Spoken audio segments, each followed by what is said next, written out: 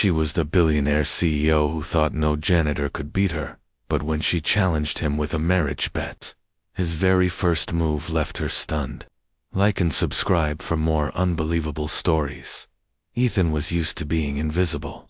By day, he pushed his mop across the marble floors of the towering corporate headquarters, his uniform smelling faintly of lemon cleaner.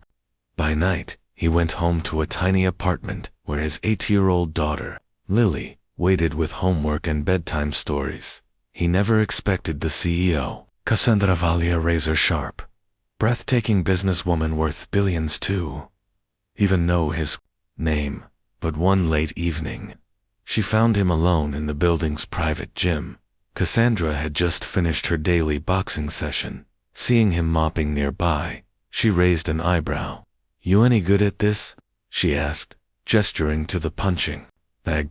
Ethan shrugged. "Used to be." "What's used to be mean?" He smirked. "Military hand-to-hand instructor. Before all this." She tilted her head, amused.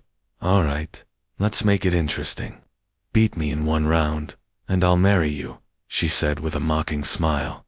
Ethan chuckled. "That's a dangerous offer, ma'am." "Scared?" "Not for me," he replied. She stepped into the ring, gloves up, confident. Cassandra had taken self-defense classes for years. She could drop most men in under 2 minutes. But when the bell rang, Ethan didn't swing.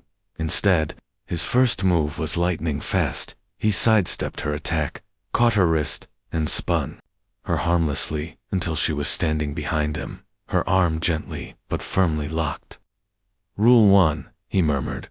"Control the fight without hurting your opponent." Cassandra froze. He hadn't even struck her, but the control, precision, and calm in his movements made her realize she'd underestimated him completely. When he let go, she stared at him, speechless. "You could have thrown me to the mat," she said quietly. "I don't fight to hurt people," Ethan replied. "Not unless they threaten my family." Something in his tone made her heart skip, for the first time in years. The CEO wasn't thinking about deals or mergers. She was thinking about the man in front of her, the one who carried himself like a protector, not a predator. Her smirk returned, softer this time. "Ethan, we might need to talk about that bet." Ethan didn't mind being the shadow in the halls of Vale Industries. The marble floors he polished reflected the gleaming empire of Cassandra Vale, a woman known in business circles as the Ice Queen. Her empire was cold, ruthless, efficient, just like her. But tonight, the building was almost empty. It was past 11 p.m., and Ethan was mopping near the private gym when he heard the rhythmic thud-thud-thud of boxing gloves pounding leather. Curiosity got the better of him. He peeked inside. Cassandra was there, wearing black training leggings and a fitted tank, her hair pulled back. She wasn't just playing CEO. She moved with the sharp confidence of someone who had sparred before. Her punches were crisp, her footwork clean. She spotted him in the mirror and smirked. "You just gonna stand there, or are you going to sweep the ring too?" Ethan stepped inside slowly. "Didn't mean to interrupt." "Ma'am, interrupt, please." "You look like you've seen a fight before," she teased, eyes narrowing in playful suspicion. "Maybe 1 or 2, he said vaguely. Cassandra grabbed a towel, walked over, and studied him up close. "You look too steady, not like most of the guys who mop my floors. What's your story?" Ethan shrugged. "Army combatives instructor, 12 years. Then life happened." She tilted her head, intrigued. "Well then, let's make this interesting," she said with a sly smile. "Beat me in 1 round, no excuses, no mercy, and I'll marry you." Ethan chuckled, shaking his head. "That's a dangerous offer, ma'am." "Scared?" she taunted. "Not for me."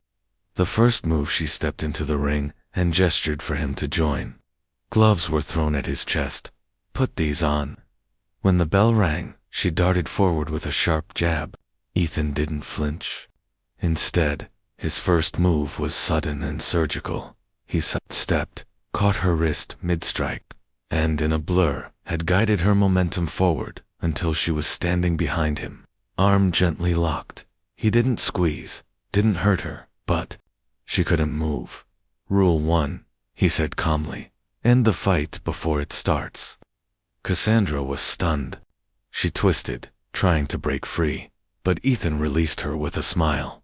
You're fast, but you lead with your shoulder, tells me exactly where you're going. Round 2, the Ice Queen tries to break him. Her competitive streak flared. Lucky move. Let's go again. This time she feinted left, then swept her leg for a takedown.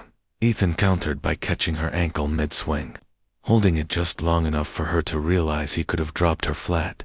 He let go, stepping back. Her breathing quickened, not from exhaustion, but from frustration.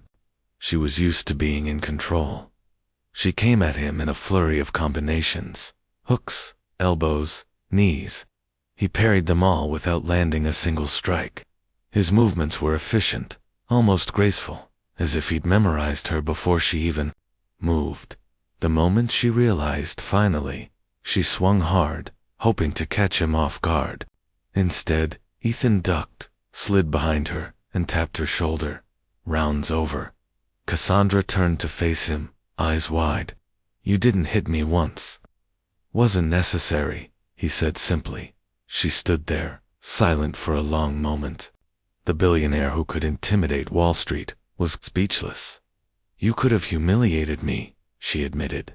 I don't fight to humiliate. I fight to protect. Something shifted in her expression. The smirk returned, but softer, almost curious. Ethan, maybe I wasn't joking about that bet.